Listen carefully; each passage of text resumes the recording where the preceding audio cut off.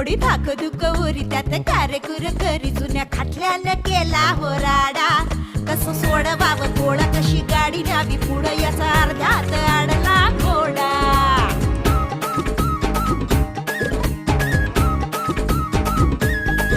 थोडी धाकधुक उरी त्यात कार्यकुर करी जुन्या खाटल्यानं केला हो